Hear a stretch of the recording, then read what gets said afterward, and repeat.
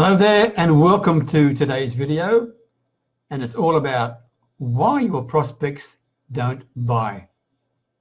I thought I'd share this with you today because there's a lot of people who think about why didn't that person buy from me?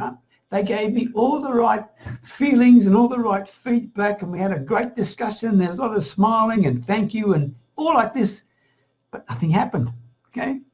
Nothing happened. And I often wonder about that, and I'm wondering whether you have the same problem. Do you have a situation when you're talking to a prospect, a potential customer, and everything seems to be right, but nothing ever happens? They don't decide to do business with you. They don't decide to do anything. If that's the case, then I've got some thoughts that I might share with you today that might help you, okay? My name is Beckenham, the village marketer, and as always, talking to you from my little Thai village way up near the Cambodian border. All right, let's look at this. Why your prospects don't buy.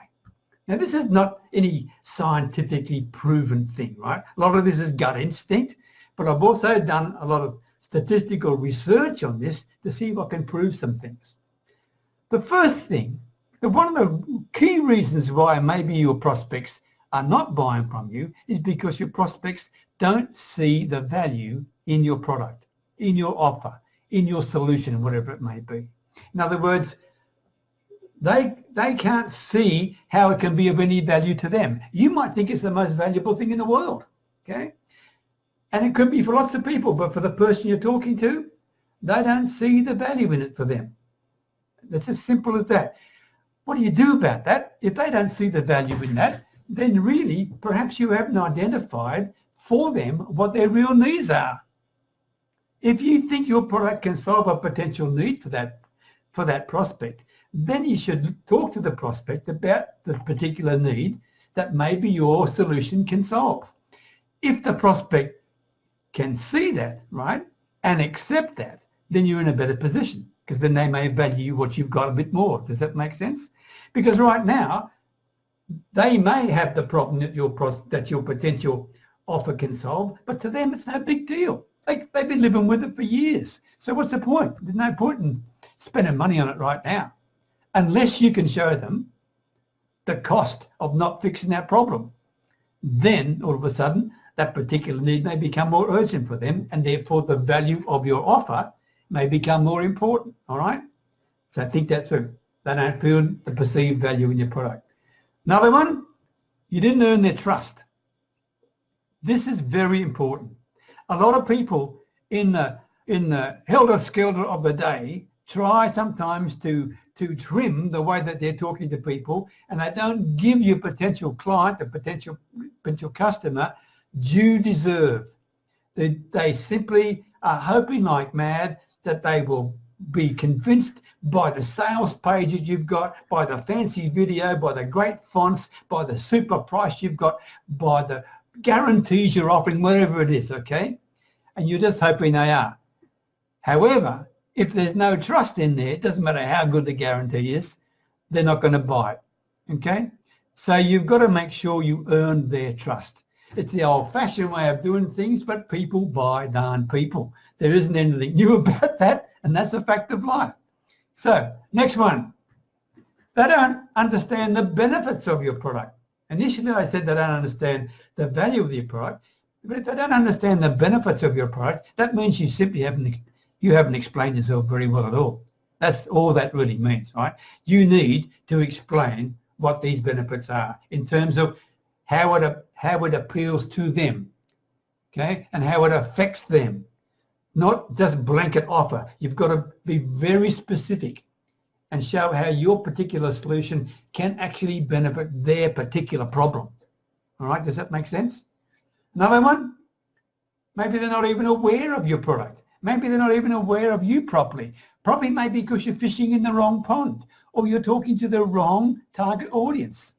If that's the case, then they will not know who you are, they will not be aware of your product, or they don't know you very well, and all that, there's no like and trust factors in there, so they don't buy from you. It's pretty darn simple. So if you're finding you are talking to people and they're not buying from you, maybe you're talking to the wrong people. Maybe the people you're talking to right now can't afford what you have. Maybe the people you're talking to right now can afford what you have, but they don't know you well enough to trust you yet. So you've got to do some more work with them. Whatever it is, the key issue is the reason people aren't buying can be very complex. Don't play games with this. It can be very complex, and you've got to get to the truth and the clarity with people in order to get to understand why they didn't buy. Because if you never know why they didn't buy, you're never going to learn. And if you never learn, you're going to keep making the same darn mistakes, and therefore you'll keep fishing in the wrong pond. And you will have a business going nowhere, okay? Another one, interesting, when it comes to price. Maybe your price is too high, and then again, maybe it's too low.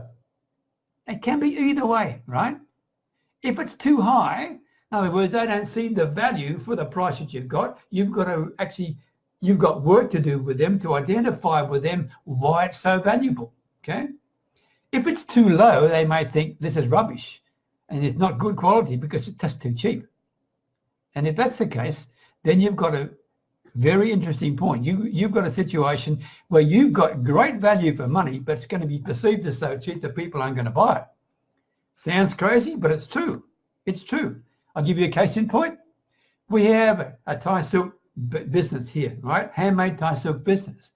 I'm going back 10 years now when we first started, and we were selling our traditional handmade Thai silk for $15 a metre. Fabric, $15 a metre, okay? And we were doing okay. But then a couple of customers took us aside and said, because they knew what we were doing, the benefits of our business were going to help the children in the village. And so they bought into our mission, so to speak, right? And they said to us, look, Amior and Peter, Amior is my wife's name, you are crazy, you guys. You are selling your silk for $15 a metre. It's beautiful quality silk. It's as good as anything you get in Italy, and they're charging $100 a metre. People aren't going to buy your silk because they think it's going to be cheap Chinese type silk. Yet it's high quality handmade Thai silk. Guess what we did? We tripled the price and we tripled the sales. Perfect case in point. We were too darn cheap. So people were perceiving what we had as not good value, and yet it really was good value. Okay, another one. Maybe you're giving people too many choices, too many options. A really good example of this today, we have this paid television channel thing called True Visions here in Thailand, okay?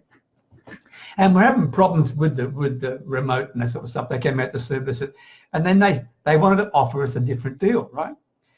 And I was quite happy. I mean, I'd just like to watch the sport and a few mystery movies because I love mysteries, right? Anyway, they were going through all their list of options with me, right? But I just got so confused. I mean, they gave me 13 options to decide from. 13. This is just a television channel, right? I mean, series of channels. I said, oh, just leave me what it is. There's too many options. I'm happy with what I've got here. If they hadn't have done that, I may have been interested. But they gave me too many darn choices to think about. And so if you're giving your customers too many choices, be careful. Sure, give them a choice, but don't give them more than 3 or 4. Don't give them 5 or 6 or 7. Otherwise, people get confused. Or in the case of True Vision, 13. I mean, crazy, right? Another one, interesting, and this is the last one for you. Maybe you didn't ask them to buy. Maybe you were hesitant, okay, about, oh, I don't want to be peer sales. I don't want to be pushy anything. I'm just hoping they'll say, yeah, I want to buy it, okay? Now, if you do the right thing and you identify their problems and you come to the truth with them and clarity, and you find that what their real problem is and your solution is a really good fit for that, if all those things are in place, there's a darn good chance that they will say, I'd like to buy this. What do we do now? But they may not. They may not. And there's no harm in you saying at this point in time, well, will we go ahead with it? Ask for the order. Okay? If you do it properly, most time people will give you the order, but not always. So if you are missing out on people because you thought they did everything right, they were probably waiting for you to ask them, but you didn't do it. And when you didn't do it, they may be thinking, maybe there's something wrong because he didn't ask us to buy. Food for thought, okay?